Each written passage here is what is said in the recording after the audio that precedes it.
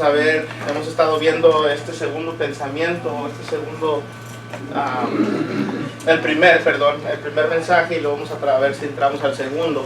El primer mensaje, desde el versículo 5, cuando dice: vino palabra de Jehová a través de Ageo y les dijo: meditar en vuestros caminos. Consideramos lo que era meditar, lo que era considera, analiza tu estilo de vida, tu conducta. A eso se refiere.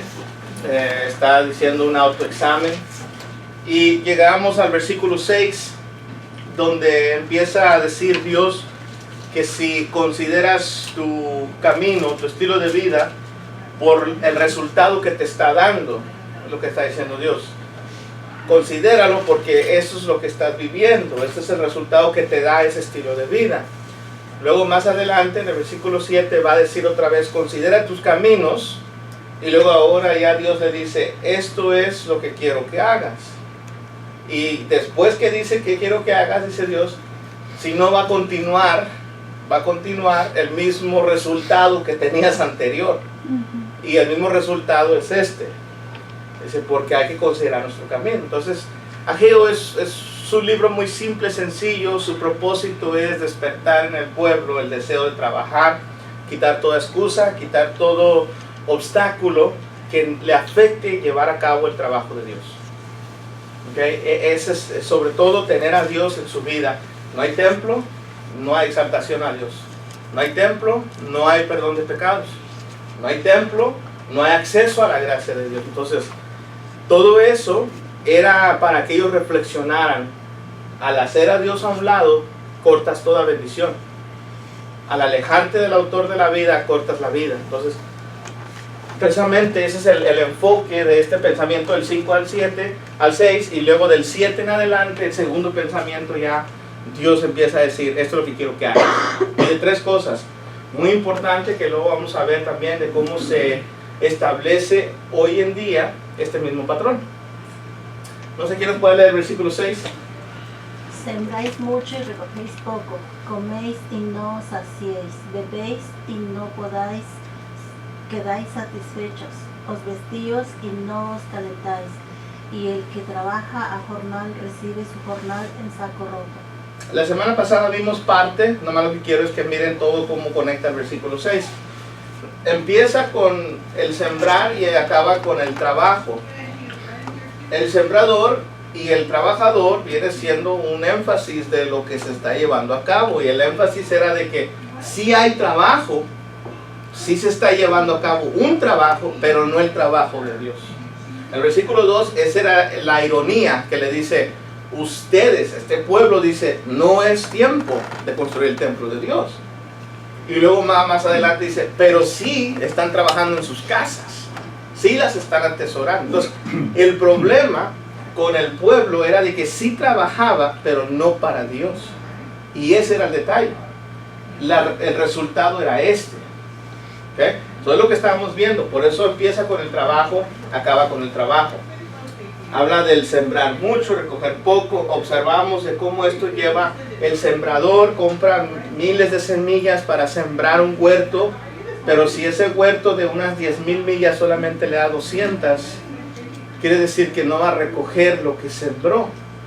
Y poniéndolo hoy en día, ¿verdad?, usando el ejemplo, observamos de que es cuando una persona trabaja, pone demasiado tiempo en el trabajo, y al último, durante esa semana o antes de que pueda aferiar o recibir su pago, algo sucede. De repente ese cheque tan rápido que llega, aunque venga grande, así se va. Y la razón, dice Dios, es: no estás poniendo prioridad. ¿Sí? El detalle es: no te va a rendir. Aunque siembres mucho, vas a recoger muy poco. Y esto ha sucedido. Yo no sé si a usted le ha pasado. Me ha pasado donde yo digo: no, esta semana, este mes me va a ir bien. Y luego me pongo a pensar: algo hice mal. Algo está mal.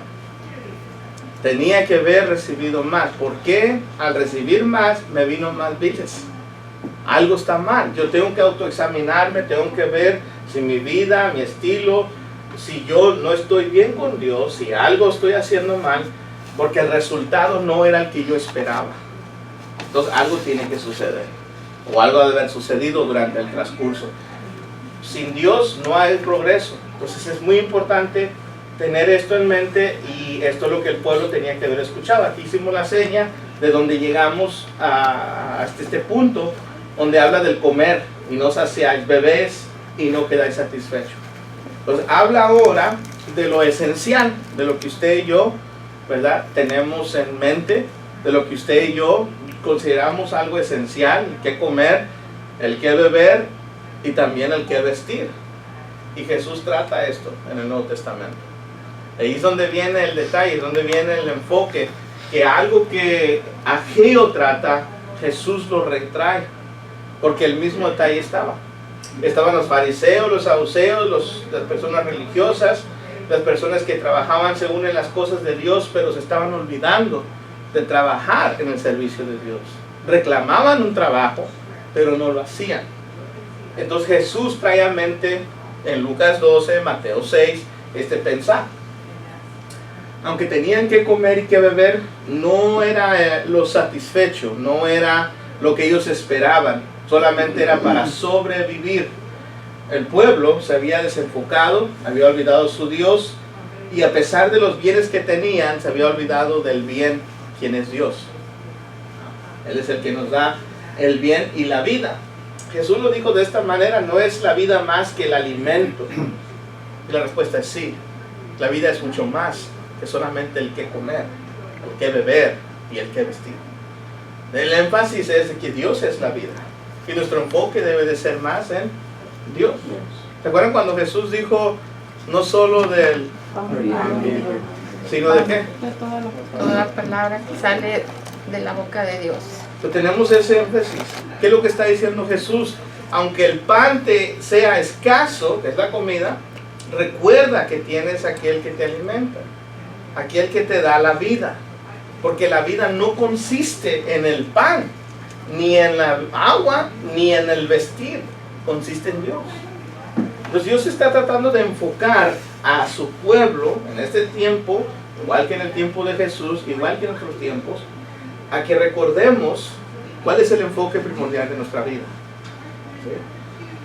La vida no consiste del comer, del beber, ni el que vestir, sino en conocer a Dios. Él es la vida, y por eso nuestra vida debe consistir en Él, al cual ellos se habían olvidado. Dios habló de estas consecuencias. Si tú te olvidas de mí, mira, esto no era algo nuevo, esto no es de que, pues es que no lo habíamos escuchado. No, Dios había dicho: si tú te olvidas de mí y te alejas de mí, te va a hacer falta la comida, la bebida, la vestimenta. Te va a hacer falta, porque alejarte de mí, alejarte de aquel que es bendición, tú no vas a tener acceso a las bendiciones que Dios te puede dar. Pero quiero que piensen en esto por un momento. Personas que hemos conocido, cristianos, que estaban con Dios y se fueron, se alejaron, se fueron al mundo, dejaron de congregarse, dejaron de asistir, dejaron de adorar a Dios. ¿Cuál es su condición? Pónganse a pensar ahorita nomás en la condición en la cual están. Pónganse a pensar que cuando usted los está observando y los mira, son personas que dicen: estoy bien. Eso es orgullo. Pero su estilo de vida, su modo de estar, les falta. Y solamente, y no nomás en lo material, su alma está seca, hueca, en el sentir de que esa persona no es contenta, no es feliz. No es feliz, está sobreviviendo, pero no es feliz con la vida que tiene. Sabe que algo le falta, sabe que le falta, pero el orgullo no le permite regresar. Entonces usted está viendo a esta persona y la observa y la analiza, y esa persona dice: no, yo estoy bien. Usted eso lo va a clasificar, porque la escritura así nos dice. Esa persona va a decir: estoy bien, pero su resultado te va a decir: no estoy bien. Su resultado te va a recalcar a ti, va a dejarse observar que las cosas no están marchando bien por esto que dijo Jesús. Mire, vamos a Deuteronomio capítulo 28, y quiero que vea esta declaración de nuestro Señor, hablando de las maldiciones que vendrían al pueblo cuando el pueblo se alejara de Dios. Les comentaba la otra vez que hay 18 maldiciones que vienen hacia la persona cuando se aleja de Dios.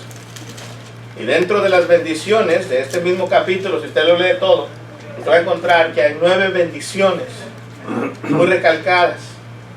Pero en las maldiciones Dios no deja especulación, no lo deja a que tal vez, a lo mejor no.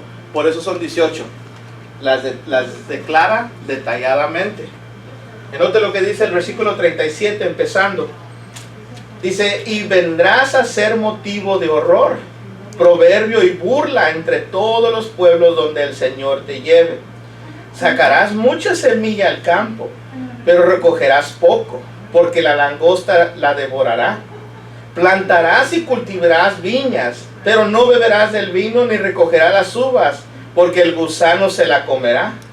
Tendrás olivos por todo tu territorio, pero no te ungirás con el aceite, porque tus aceitunas se caerán. Tendrás hijos e hijas, pero no serán tuyos, porque irán al cautiverio. Todos tus árboles y el fruto de tu suelo los consumirá la langosta.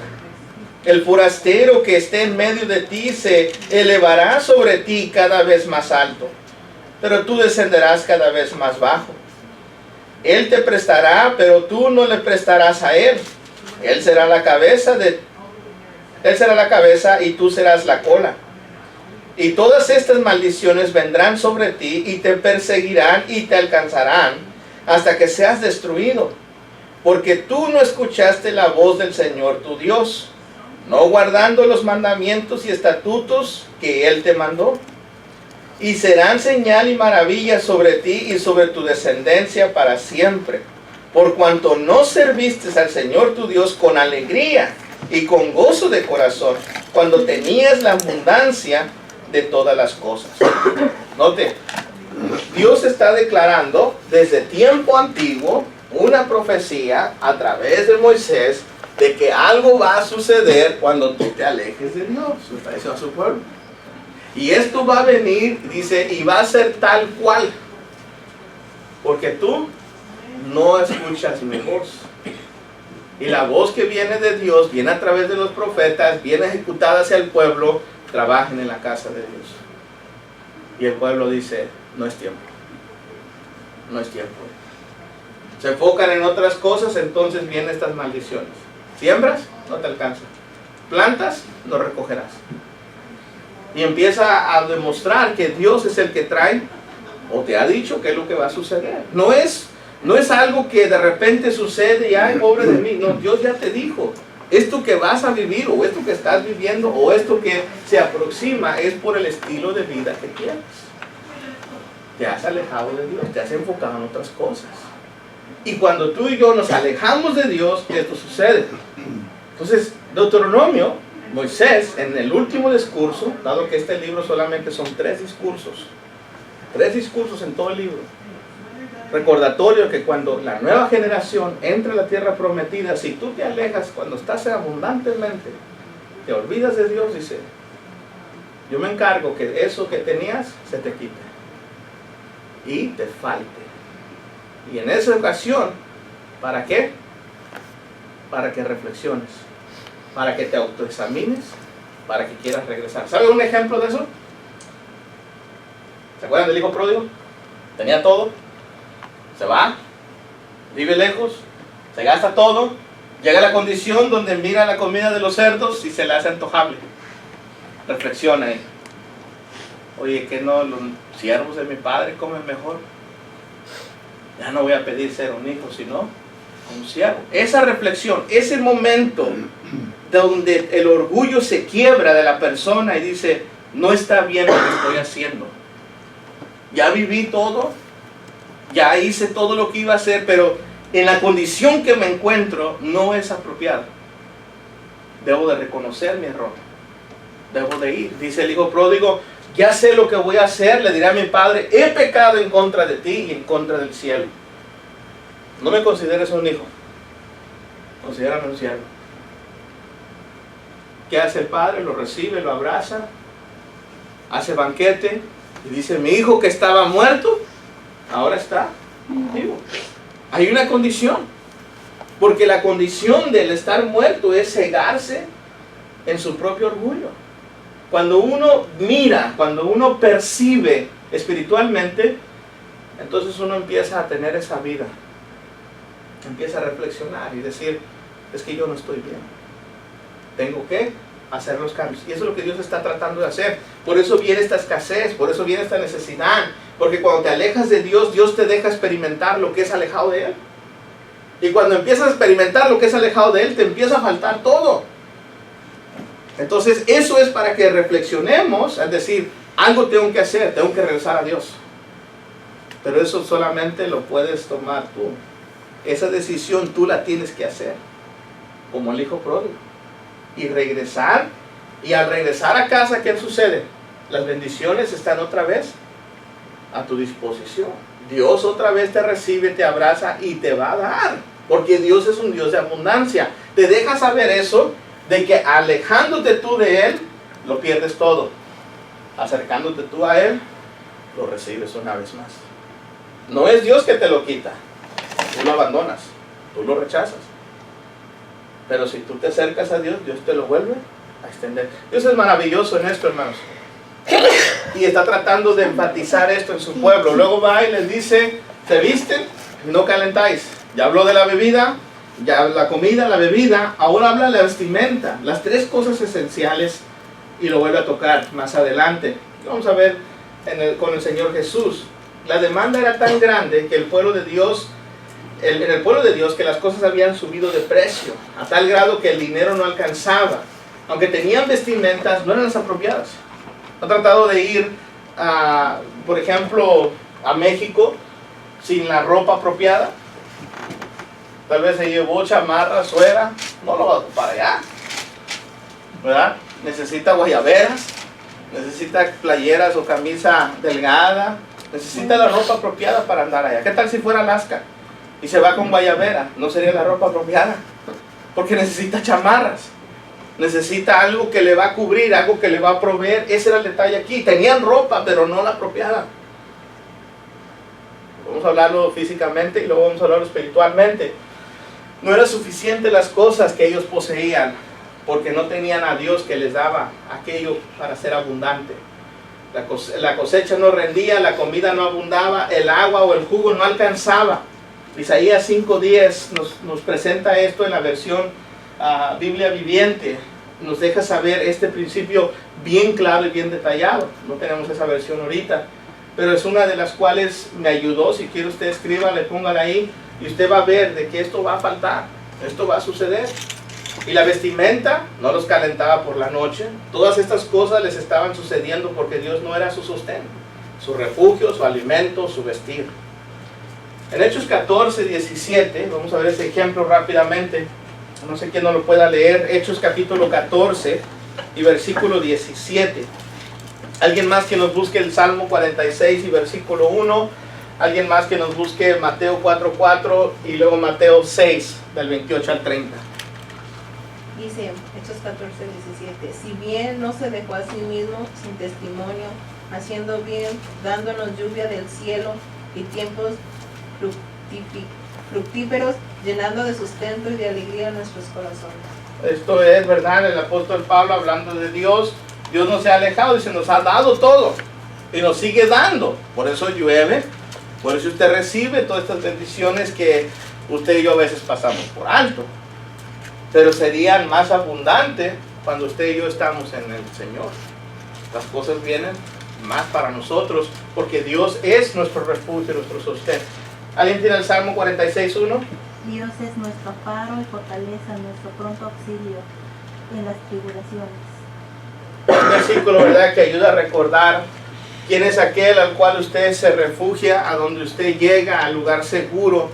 Dios tiene que ser ese lugar, esa roca, ese refugio. Hermano, leo el 46 en esta Biblia. El 46, Ajá, 1. no sé cuál tenga, a ver la lectura. Dice, Dios es nuestro refugio y fortaleza. Él siempre está dispuesto a ayudarnos en los momentos difíciles. Pues una vez más, en momentos difíciles es donde usted y yo debemos de acudir siempre. Y siempre acudimos a Dios, pero también en los momentos alegres tenemos que acudir a Dios. Tengamos eso en mente. Mateo 4:4, ¿alguien tenga ese? Él respondió, Él respondió y dijo, escrito está, no solo de pan vivirá el hombre, sino de toda palabra que sale de la boca de Dios. Recordando ese principio una vez más, pasaje que ustedes citaron hace unos momentos, Dios es nuestro sostén, debemos de vivir y buscar de Dios. Alguien que tenga Mateo 6, versículo 28 al 30. Y por el vestido, ¿por qué os afanáis considerar los lirios del campo, cómo crecen, no trabajan ni hilan? Pero os digo que ni aun Salomón con toda su gloria se vistió así como uno de ellos. Y si la hierba del campo que hoy es y mañana se echa en el horno, Dios la viste así, así no hará mucho más vosotros hombres que de poca fe. Note que Jesús, cuando habla de estas cosas, trae algo a mente y lo recalca. Dice, hombres de poca fe. Quiero que entendamos esto porque quiere decir que la fe está escasa. La confianza en Dios, cuando usted y yo buscamos esto, la comida, la bebida o la vestimenta antes que a Dios, es una manifestación de que nuestra fe está débil. Y Jesús usa esa expresión continuamente, hombres de poca fe. No le dice a extraños, le dice a sus discípulos que andaban con él, caminaban con él y vieron las maravillas que él hacía. Y aún así no confiaban. Eso nos explica también que hay creyentes hoy en día cerca de Dios que no confían de todo corazón. Y por eso hay manifestación de que nuestra fe está débil. ¿Okay? La Escritura nos enfatiza esto. Pero sobre todo nos recalca de que Dios debe ser nuestra prioridad. Finaliza el versículo, dice, y el que trabaja jornal recibe su jornal en saco roto. La versión Palabra de Dios para Todos nos ayuda a entender este punto diciendo, ganan dinero, pero se les va como si tuvieran los bolsillos rotos. ¿Alguna vez ha escuchado esa expresión de parte de usted? ¿Alguna vez la ha usado? Yo me acuerdo de haberlo usado, ¿verdad? Donde digo, hey, tenía dinero, pero ya se me fue. Así como recibí el cheque, así salió. Y se pone a pensar, algo está mal. Algo está pasando. Estoy viviendo de cheque en cheque. Algo está sucediendo. ¿Ok? Algo está mal, porque si no tuvieran que sea algo con lo cual pudiera yo contar y decir, esto es para emergencia, esto es para tener allí un ahorradito, esto es para tener algo así, pero sin embargo entra y así como entra sale. Ese es el clase de trabajo que están haciendo, dice. Entre más se enfoquen en las cosas del mundo, en este caso las cosas que consideramos como el beber, la comida o la vestimenta, dice Dios, más te va a faltar. Nunca estarás satisfecho. Siempre estará o habrá escasez. Cientos de casos he escuchado yo, y tal vez usted también, de personas que se dedicaron solamente a trabajar, levantaron una casa o llegaron a comprar su casa, como sea, compraron carros del año, al último, al final, hubo un detalle, esta familia se divorcia, todo se pierde. ¿Valió la pena todo lo que se trabajó? Eso es donde se aplica aquel joven lleno de orgullo que la Escritura nos registra en Lucas capítulo 10, que dice, oh alma mía, ¿cuántas cosas es logrado?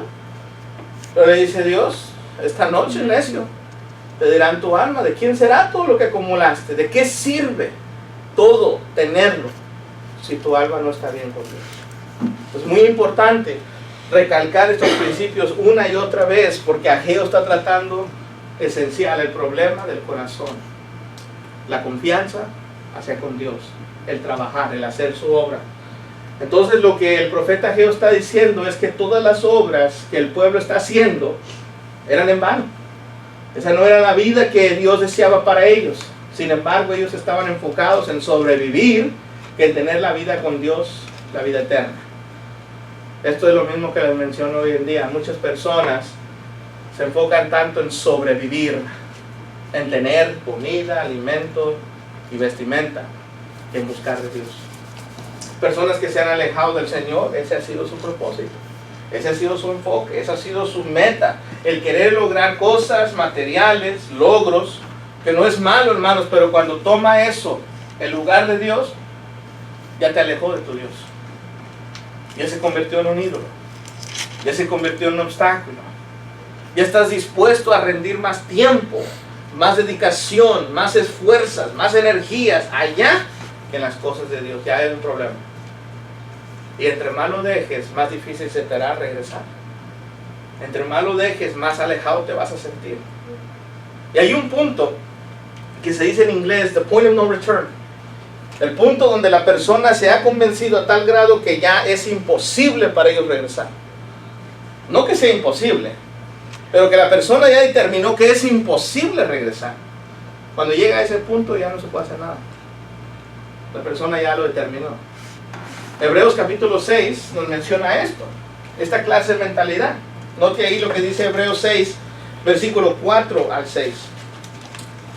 Hebreos capítulo 6, versículo 4 al 6. Nos menciona de esta clase de mentalidad que sucede en la persona, en el creyente, que va clasificando cosas donde dice, ya estoy tan lejos, se me hace imposible regresar.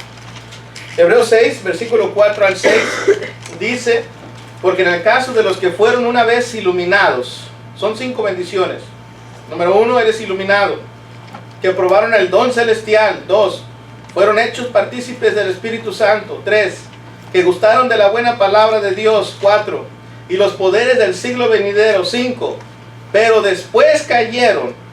Es imposible renovarlos otra vez para arrepentimiento, puesto que de nuevo crucifican para sí mismo al Hijo de Dios y lo exponen a la ignominia pública, dice las Américas.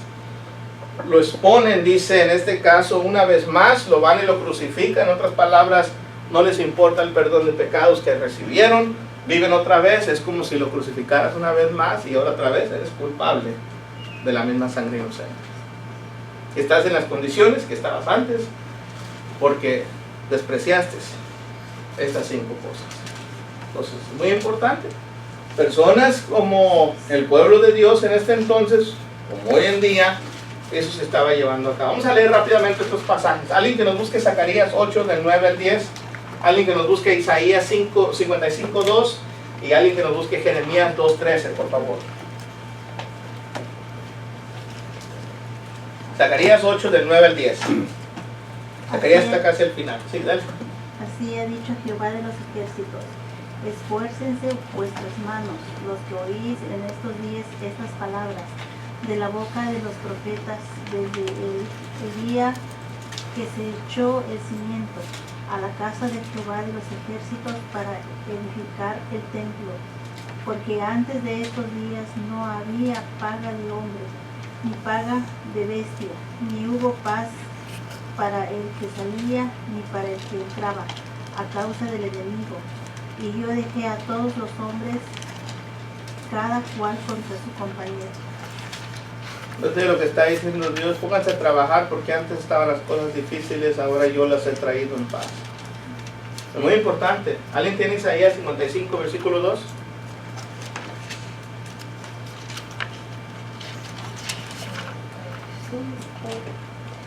Isaías. Porque gastáis el dinero en lo que no es pan y vuestro trabajo en lo que no sacía. Oídme atentamente y comer del bien, y sed deleitará vuestra alma con grosura. Note, qué interesante, Isaías usa un lenguaje más claro. ¿Por qué dice, tomas eso? ¿Por qué compras pan que no te sacia? ¿Por qué buscas cosas que no te satisfacen? Dice, ven, está llamando a su pueblo y te vas a deleitar, te vas a saciar, tendrás lo necesario. Note lo que está diciendo los profetas. Jeremías 2:13. Salud.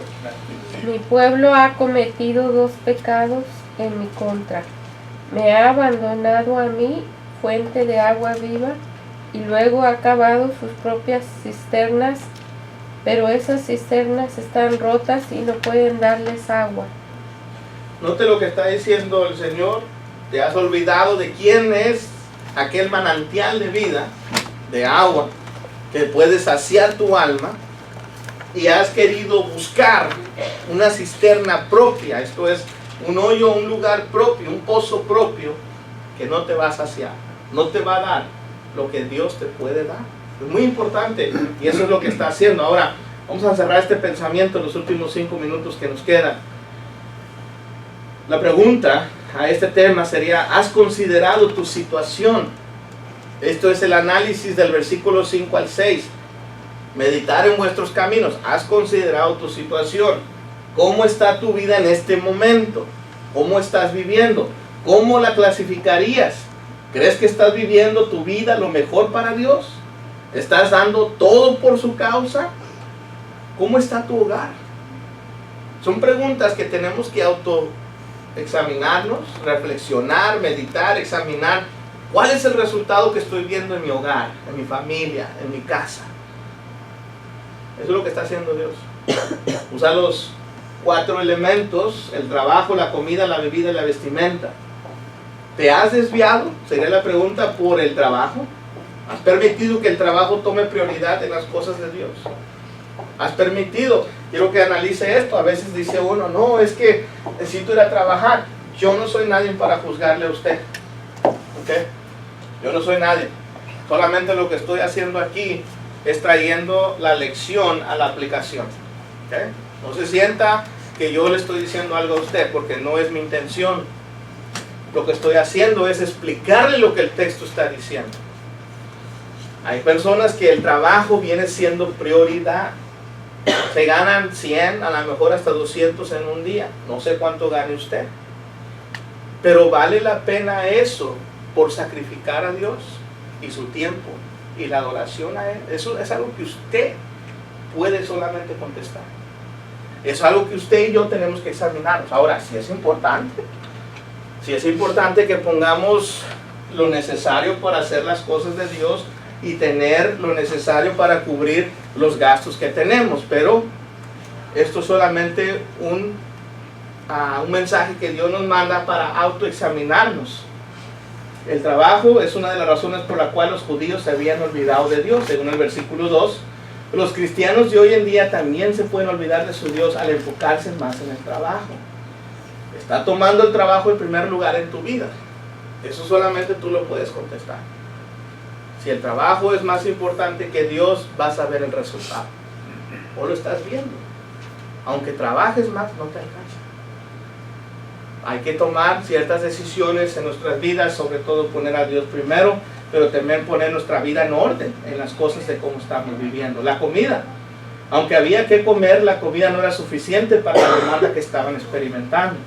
La comida es una de las necesidades esenciales para la cual el cristiano se preocupa que haga falta. Según Mateo 5, 6, 25, nos habla de la comida. El que comer, el que beber. Pero la comida no debe tomar la prioridad de Dios. Ahora, ¿la comida ha tomado tu prioridad? Eso solamente es algo que tú y yo podemos contestar. ¿Qué tal la bebida? Versículo 6 en la parte C nos dice, aunque tenían que beber, la bebida no era suficiente para satisfacer su sed. Porque la sed que uno tiene son la sed de Dios, de la justicia, de lo que Dios tiene que ofrecer. Él es la fuente de agua viva. Y tú al acercarte bebes. ¿Se acuerdan que Jesús lo dijo cuando estaba la mujer samaritana? Y le dijo, ¿cómo tú me pides de beber siendo judío? Y le dijo, mujer, si supieras quién soy, tú me pedirías a mí. Dijo, ¿de dónde sacarías el agua? No tienes cómo sacarlo. Jesús va y le explica. Él es la fuente de agua viva. Dice, el que beba de esta agua, nunca tendrá sed. Y la mujer le dice, Señor, dame de esa agua. Entiende el principio. Esa es lo que nuestra alma necesita de Dios. Cuando falta esa bebida espiritual, hay necesidad. El creyente debe tener sed, pero sed de la justicia de Dios. Juan 7:37. La pregunta, ¿la sed que tienes ahorita es una sed por Dios? ¿Es una sed por su justicia? Eso solamente tú lo puedes contestar. Y número 4, la vestimenta. La vestimenta no era la apropiada para suplir las necesidades de los judíos en Jerusalén. El creyente en ocasiones tiene que vestir, pero no tiene la vestimenta necesaria para suplir su necesidad. Vamos a aplicarlo un poquito espiritual en este sentido. En Gálatas 3:27 nos dice, cuando usted y yo creemos en Jesucristo y manifestamos nuestra fe, pedimos ir al agua para ir a ser bautizados para el perdón de los pecados. Al hacer eso, dice Gálatas 3:27, que usted se reviste, toma una vestimenta, la vestimenta de Cristo Jesús.